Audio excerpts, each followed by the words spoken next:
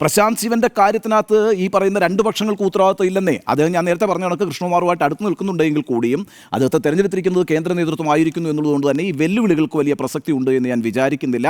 പക്ഷേ പാലക്കാട് ജില്ലയിൽ കഴിഞ്ഞ കുറേ നാളുകളായി ശക്തി പ്രാപിച്ചു വരുന്ന ഈ പറയുന്ന ചേരിതിരിഞ്ഞുള്ള ഏറ്റുമുട്ടലിൻ്റെ ഒരു ബഹുസ്ഫുരണമാണ് ഇപ്പോൾ സംഭവിച്ചിരിക്കുന്നത്. അതിൻ്റെ തുടർച്ചയിൽ നമ്മളിതിനെ കണ്ടാൽ മതി. അത് പക്ഷേ എത്രത്തോളം മുന്നോട്ട് കൊണ്ടുപോകാൻ ഈ വിമതർക്ക് കഴിയുമെന്നൊന്നും ഞാൻ വിചാരിക്കുന്നതിൽ ഇപ്പം സന്ദീപ് വാര്യർ ഇടപെട്ടു, ഉടനെ അവിടുന്ന് 9 പേരെ അല്ലെങ്കിൽ 7 പേരെ ഇപ്പുറത്തേക്ക് കൊണ്ടുവന്നു.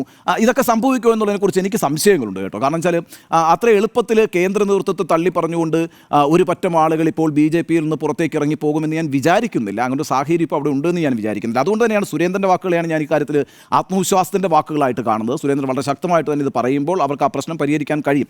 ഒരു മുന്നറിയിപ്പാണ് സുരേന്ദ്രൻ നൽകുന്നത് നിശ്ചയമായിട്ടും. ആ മുന്നറിയിപ്പിന് അതിൻ്റേതായിട്ടുള്ള പ്രത്യാഘാതങ്ങൾ ഉണ്ടാക്കാൻ കഴിയും, അതിൻ്റെതായിട്ടുള്ള ഇഫക്റ്റ് ഉണ്ടാക്കാൻ കഴിയും. ഒപ്പം തന്നെ ഞാൻ വിചാരിക്കുന്നത് RS പോലുള്ള സംഘടനയൊക്കെ ഈ പറയുന്ന വിമതരുമായിട്ട് സംസാരിക്കുകയും ഒത്തുതീർപ്പുകൾ ഉണ്ടാക്കുകയും ചെയ്യും എന്ന് തന്നെയാണ് ഞാൻ വിചാരിക്കുന്നത്. കാരണം ഈ പ്രമീള ശശിധരനും ശിവരാജനും അടക്കമുള്ള ആളുകൾ, കൃഷ്ണദാസ് അടക്കമുള്ള ആളുകൾ, അവരൊക്കെ ഒറ്റ രാത്രി കൊണ്ട് പാർട്ടി വിട്ടു പോകും. സന്ദീപ് വാര്യർ അവിടെ നിന്ന് വിട്ടുപോയി എന്നൊക്കെ വേണമെങ്കിൽ നമുക്കൊരു വാദമുഖത്തിന് പറയാമെങ്കിൽ കൂടിയും അത്തരത്തിലൊരു വലിയ ഒഴുക്ക് BJP പാലക്കാട് ഘടകത്തിൽ ഉണ്ടാകുമെന്ന് ഞാൻ പ്രതീക്ഷിക്കുന്നില്ല. അതുകൊണ്ട് തന്നെ ഈ പ്രശ്നം സെറ്റിൽ ചെയ്യപ്പെടാനാണ് സാധ്യത എന്നാണ് ഞാൻ വിചാരിക്കുന്നത്.